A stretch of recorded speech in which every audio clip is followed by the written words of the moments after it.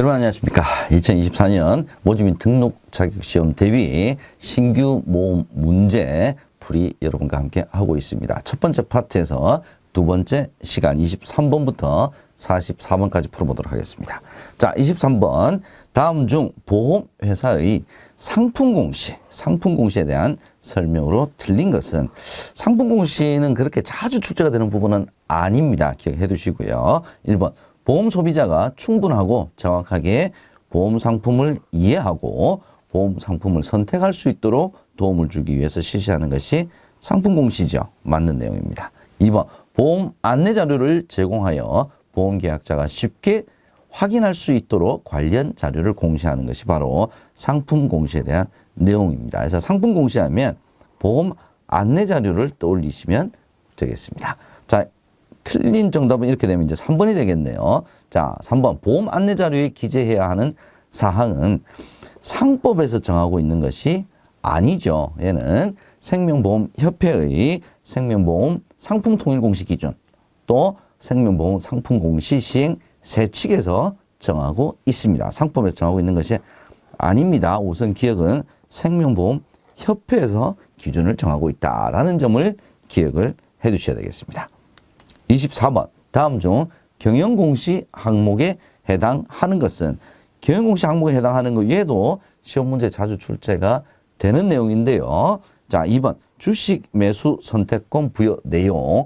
이 내용이 시험 문제에 출제된 것은 2번이 처음입니다. 자, 1번과 3번은 비교공시 항목입니다. 지문 3개 다가 자주 이렇게 출제가 되는 그런 내용은 아니기 때문에 여러분들께서 좀 익숙해지시라고 제가 문제에 포함을 시켰습니다. 기억을 해 두시고요. 25번 보겠습니다. 다음 중 종신형 연금보험의 보험차익 비과세 한도는 얼마인가? 자, 보험차익 비과세 한도를 물어보는 문제가 한 번씩 나왔습니다. 아니면 이제 보험료 납입 한도는 얼마인가? 이런 거 이제 물어봤는데, 문제는 뭐냐면 종신형 연금보험의 보험차익 비과세 한도는, 얘는 한도 자체가 없는 거죠. 그렇죠? 금액의 한도는 없습니다. 보험 차익이 발생하게 되면 전체가 다 보험 차익 비과세 혜택을 받을 수 있는 거지, 한도가 별도로 있는 것은 아닙니다. 자, 이런 함정도 새로운 문제 유형입니다. 26번 보겠습니다. 다음 중 종합소득 계산 시에, 자, 6에서 45%까지 지방소득세 별도로 세율을 적용을 하죠. 자, 그래서 보통은 지금까지는 가장 기본 세율인 6%, 1,400만 원 이하를 주로 물어봤는데, 자, 42%의 세율을 적용하는 경우는 얼마인가를 물어보는 문제가 출제가 되었습니다. 정답은 2번이 되겠습니다. 5억 원 초과 10억 원 이하인 경우죠. 과세표준 10억 원을 초과하게 되면 45% 세율이 적용이 됩니다. 자, 이 세율을 물어보는 문제가 많이 출제가 되고 있다는 점, 다른 세율 구간도 여러분께서 좀 알아두시면 좋을 것 같습니다. 27번. 다음 중 보험설계사의 세제에 대한 설명으로 틀린 것 찾아보겠습니다. 설계사 세제에 대한 부분은 굉장히 시험 문제에 자주 출제, 매번 나오는 문제다, 이렇게 보시면 될 것 같습니다. 근데 이 문제는 함정이 조금 이제 다르게 표현이 좀 됐네요. 1번. 보험회사는 매년 보험설계사에게 모집수당을 지급할 때 3%를 원천징수해야 한다. 지금까지 시험 문제는 이 3%를 물어보는 문제가 대부분이었습니다. 3이냐 5%냐, 원천징수하는 세율이 얼마냐, 이걸 물어봤는데 3%는 얘는 맞는 내용이네요. 그래서 맞는 지분인가 보다, 얼핏 보게 되면 그렇게 생각할 수 있습니다. 자, 함정은 어디에 있었냐면, 매년 보험설계사에게 모집수당을 지급할 때, 자, 보험회사가 보험설계사에게 모집수당을 지급하는 것은 매년 지급하는 것이 아니라 매월 지급을 하죠. 매월. 자, 이런 함정이 새롭게 출제가 됐다는 점 기억을 해 두시고요. 보험설계사의 수당은 사업소득에 해당이 됩니다. 기타 소득 아닙니다. 3번. 연말정산 대상 사업소득 외에 다른 종합소득이 없는 경우에는 연말정산을 하는 것으로 납세 의무는 종결이 된다. 이 지문도 자주 출제가 되는 지문이죠. 정답은 1번이 되겠습니다. 28번 보겠습니다. 다음 생명보험 관련 법규에 대한 내용 중 괄호 안에 알맞은 말이 올바르게 연결된 것을 한번 살펴보겠습니다. 보기 보험회사의 땡땡과 관련하여 독점 규제 및 공정거래에 관한 법률을 적용받는다. 자, 독점 규제 및 공정거래에 관한 법률을 적용을 받을 때는 보험회사의 공동행위죠. 공동행위. 공동행위와 관련하여 불법행위, 불공정행위, 탈법행위. 자, 이거 다 아닙니다. 그 다음에 땡땡에 대해서는 자본시장과 금융투자업에 관한 법률 적용을 받는다. 자본시장과 금융투자업에 관한 법률을 적용받는 것은 어떤 상품입니까?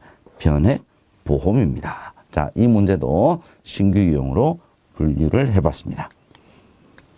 29번 다음 중 연금보험 도입 및 변화된 순서를 바르게 나열한 것은 자 보겠습니다. 변액연금, 일시납 즉시연금, 세제적격 연금저축 소득공제에서 세액공제로 바뀐 거죠. 세제적격 연금저축 보험 납입기간 10년에서 5년으로 바뀐 것. 자, 이게 시간 이제 순서를 물어보는 문제인데요.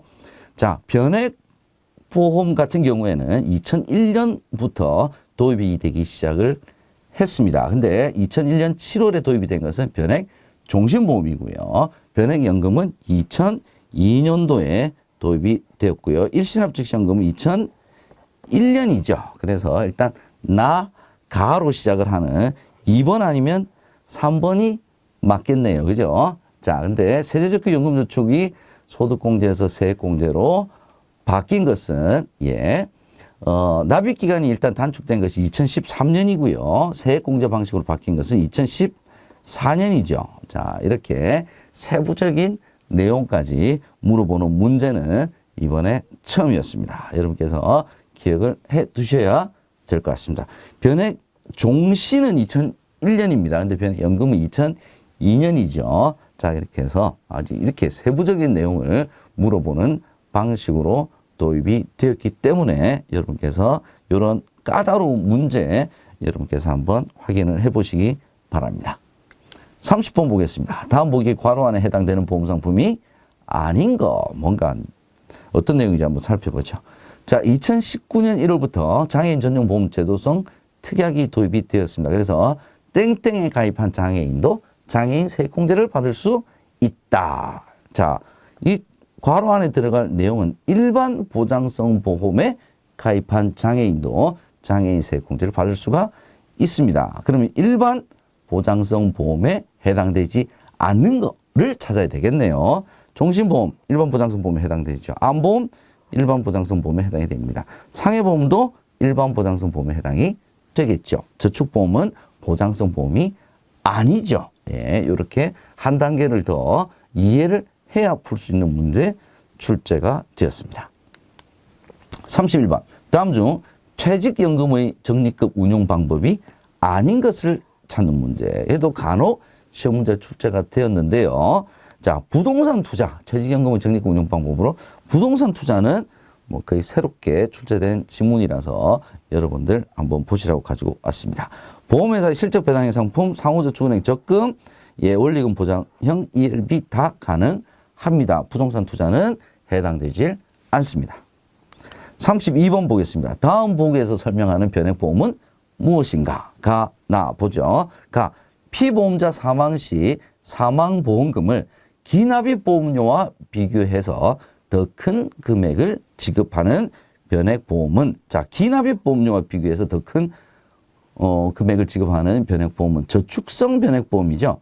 저축성 변액보험이니까 변액연금보험 아니면 변액 유니버셜 적립형이 해당이 되겠습니다. 변액종신보험 보장형 얘는 일단 1번, 4번 해당이 안 되겠죠. 자, 근데 나는 중도 인출 추가 납입 기능이 있습니다. 중도 인출 추가 납입 기능이 있다는 건 얘는 유니버셜 보험이라는 뜻이죠. 자, 그러면 유니버셜 보험 중에 저축성 무엇입니까? 정답은 변액 유니버셜 보험 적립형이 해당이 되겠습니다. 이 문제도 이렇게 한 번 더 생각을 하게끔 만드는 문제. 단순하게 암기를 가지고 문제를 풀 수 있는 문제는 아니겠죠. 33번 보겠습니다. 다음 중 인보험증권에서 확인할 수 있는 내용이 아닌 거. 자, 뭐 인보험증권이라고 해서 뭐 특별히 다른 것은 아니고요. 생명보험 상품이 다 인보험이니까 생명보험 상품의 보험증권이라고 생각하셔도 될 것 같습니다. 자, 보험증권에서 확인할 수 있는 내용, 계약 종류. 보험증권에서 어떤 상품인지 다 알 수가 있으니까 계약 종류 확인할 수 있겠고요. 수익자 생년월일, 예, 수익자의 인적사항이 들어가니까 얘도 알 수는 있을 것 같네요. 피보험자의 가족관계. 가족관계를 알 수는 없죠. 예, 피보험자의 인적사항은 알 수가 있겠지만 가족관계는 상관이 없습니다. 피보험자의 생년월일, 예, 인적사항이니까 알 수가 있겠죠. 정답은 3번이 되겠습니다. 34번. 다음에서 재산보험에 대한 설명으로 틀린 것 한번 찾아보겠습니다. 1번. 1977년 보험업법 개정으로 처음으로 법체계에 편입이 되었다. 자, 재산보험은 상법과 관련이 없죠. 보험업법 개정으로 처음으로 법체계에 편입된 것은 맞는 내용입니다. 자, 문제는 뭐냐? 1977년이냐? 자, 이 연도수가 문제네요. 1977년이 아니라 2003년이죠. 2003년입니다. 연도를 이렇게 함정으로 나온 것은 그렇게 흔치 않았던 내용입니다. 보험업법 개정이냐 아니면 상법이냐, 자, 요걸 주로 많이 물어봤었기 때문에 1977년이 함정이라는 점을 기억을 해 두셔야 될 것 같습니다. 2번 보겠습니다. 사람의 신체에 대한 보험이죠. 예, 생명보험의 성격 가지고 있습니다. 실손보상적 측면에서 손해보험 성격을 가지고 있어요. 둘 다 가지고 있는 것이 재산보험이죠. 3번, 생명보험업에 대한 모든 보험 종목에 대해 허가를 받은 경우 재산보험업을 영위할 수 있습니다. 겸용할 수 있죠. 보험업법에 따라서. 자, 정답은 1번이 되겠습니다. 35번, 재산보험 상품으로 보험업법과 상법에 동시에 근거가 마련되어 있는 것으로 맞게 짝지어진 것은, 자, 재산보험 상품 일단 한번 살펴보죠. 재산보험 상품이 세 가지입니다. 뭡니까? 상해, 그죠? 그 다음에 질병, 그 다음에 간병보험. 자, 이게 이제 재산보험이죠. 이 재산보험 상품 중에 보험업법에는 재산보험에 대한 법적 근거가 보험업법이기 때문에 이 세 가지 상품이 다 근거가 마련되어 있습니다. 다만 상법에는 상해보험과 질병보험은 근거가 마련되어 있지만 상법에는 간병보험에 대한 규정이 없죠. 자, 그래서 재산보험 상품 중에서 보험업법과 상법에 동시에 근거가 마련되어 있는 상품은 1번 상해보험과 질병보험이 해당이 되겠습니다. 간병보험은 일단 상법에 근거 없죠. 그 다음에 생명보험은 재산보험 상품이 아니죠. 4번의 손해보험도 재산보험 상품이 아니기 때문에 이렇게 이해를 하는 문제가 출제가 되었습니다. 기억해 두시기 바랍니다. 36번. 다음 괄호 안에 들어갈 내용으로 맞는 것은, 생명보험에서 판매하는 상해보험은 상해와 보장 범위가 유사한 재해를 보장을 합니다. 재해가 보장이 더 폭이 넓다. 자, 이 문제 최근에 가장 많이 나온 문제 중에 하나다. 이 부분 내용을 기억을 해 두셔야 될 것 같습니다. 그래서 생명보험 표준 약관의 괄호에 따라서 몇 급 감염병까지 보장을 하느냐. 생명보험 표준 약관의 재해니까 재해를 보장한다 그랬죠. 그래서 재해 분류표에 따라 1급 감염병까지 보장을 합니다. 그래서 상해에서 일반적으로 이제 손해보험에서 얘기하는 상해보다는 생명보험에서 의미하는 상해가 보장 범위가 더 넓다. 자, 이렇게 우리 교재 내용이 나와 있습니다. 여러분 같이 공부를 해두시면 좋겠습니다. 유사한 문제, 이 내용과 관련된 내용 많이 나옵니다. 기억을 해두셔야 될 것 같습니다. 37번. 다음 보기의 괄호 안에 들어갈 말이 알맞게 연결된 것은, 보기의 내용 어떤 거 보죠. 상해보험의 보험기간은 일반적으로 몇 년 이상이죠? 1년 이상이죠. 1년 이상. 1년 이상이며 회사별 차이가 있지만 가입 대상 및 연령은 고연령자까지도 가능하죠. 그래서 고연령자 가능하다. 이 고연령자가 몇 살이냐? 65세에서 75세 사이다. 자, 요거를 물어보는 문제는 자주 나왔어요. 근데 예, 그 앞에 일부 위험직을 제외하고 이 표현을 물어보는 문제는 많지 않았습니다. 그래서 제가 신규 문제로 포함을 시켰고요. 자, 1년 일부 위험직 고연령자도 가능하다라는 점 기억을 해두시기 바랍니다. 38번 보겠습니다. 다음 관할 안에 들어갈 내용으로 알맞은 것은 내용은 어떤 거냐. 상해 보험에서 피보험자의 직업 직무가 변경이 되어서 피보험자 위험이 감소된 경우에는 보험료가 낮아지죠. 그래서 보험료가 낮아진 거에 대해서 돌려줘야 됩니다. 자, 그래서 자, 어떤 방법에 따라서 계산된 금액을 회사가 안날로부터 몇 영업일 이내에 돌려줘야 하느냐. 자, 이 문제도 2023년도에 거의 처음으로 출제가 되었습니다. 이거 기억을 해 두셔야 될 것 같습니다. 자, 보험료 및 해약 환급금 산출 방법서에서 정한 방법에 따라서 회사가 안날로부터 며칠 3영업일 이내에 돌려줘야 한다. 얘는 암기를 해 두셔야 될 것 같습니다. 주로 피보험자의 직업직무 변경은 몇 달 안에 계약을 해지할 수 있냐. 1개월 이내죠. 자, 이걸 주로 물어봤는데 보험료가 감소된 경우에 며칠 이내에 감소된 보험료를 돌려줘야 하느냐 하는 문제는 거의 신규 문제입니다. 기억을 해 두셔야 될 것 같습니다. 39번 보겠습니다. 다음 괄호 안에 들어갈 숫자로 알맞은 것은 제자리암, 연기암이죠. 의 경우 암 관련 보험금의 몇 %가 지급이 되느냐.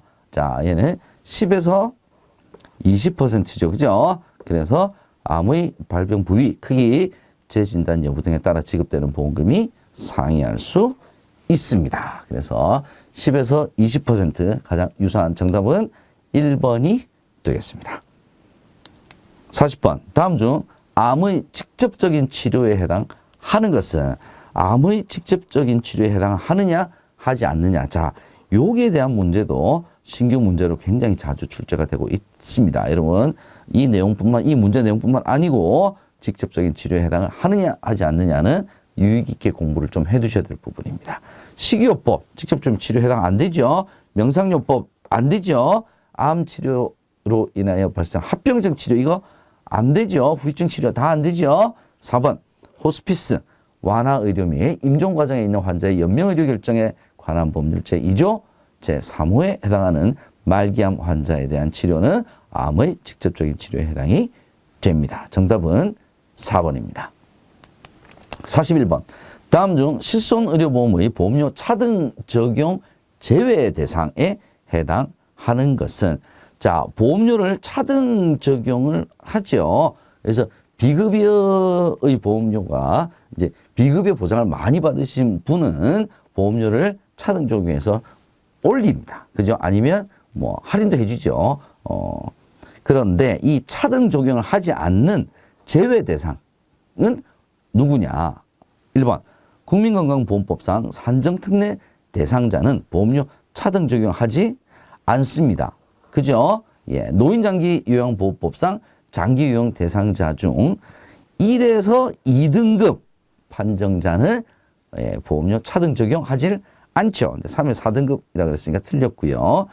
국가유공자 등 예우 및 지원에 관한 법률에 등록된 상위자는 해당되지 않습니다. 의료법상 의료인도 차등 적용 대상에서 전혀 해당이 되지 않습니다. 제외 대상에서 관련이 없는 내용들이죠. 그래서 국민건강보호법상 산정특례 대상자, 노인장기요양보호법상 장기요양 대상자 중 1, 2등급 판정자가 제외 대상에 해당된다라는 점. 자, 이거 시험 문제 지문으로도 자주 출제가 되고 있다. 기억해 두시기 바랍니다. 정답은 1번입니다. 42번 보겠습니다. 다음 중 실손의료보험에 대한 내용으로 틀린 것 찾아보겠습니다. 1번 주계약의 자기부담금은 20%, 특약 30% 맞죠? 그래서 특약과 주계약의 자기부담금은 서로 다릅니다. 3번 실손의료보험은 주계약과 특약으로 구성이 된다. 그게 바로 제4세대 실손의료보험의 가장 기본적인 구성이죠. 주계약은 급여, 특약은 비급여로 이렇게 구성이 되고 있습니다. 4번 급여보험료의 경우 의료 이용량과 연계하여 보험료가 차등 적용이 된다. 자, 보험료가 차등 적용이 되는 것은 급여가 아니라 비급여 보험료. 비급여 보험료의 경우 의료 이용량과 연계하여 보험료가 차등 적용이 됩니다. 자, 이 내용 자주 출제가 되고 있습니다. 기억을 해 두셔야 될 내용입니다. 정답은 4번이죠. 43번. 다음 중 현재 판매 중인 제4세대 실손 의료보험에서 이전에 비해 보장이 축소된 항목.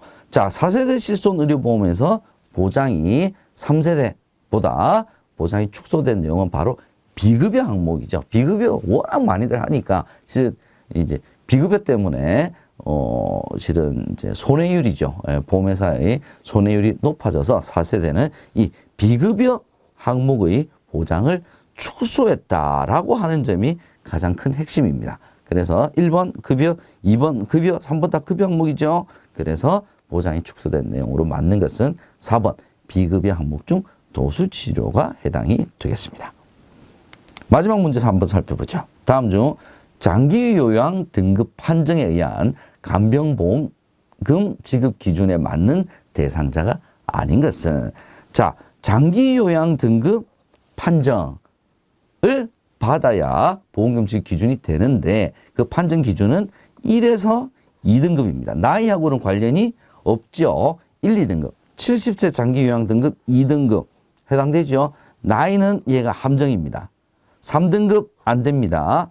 예, 1등급 해당이 되겠네요. 65세 장기요양 2등급 다 해당이 됩니다. 나이와는 상관이 없어요. 그래서 대상자가 아닌 것은 3등급인 2번이 정답이 되겠습니다.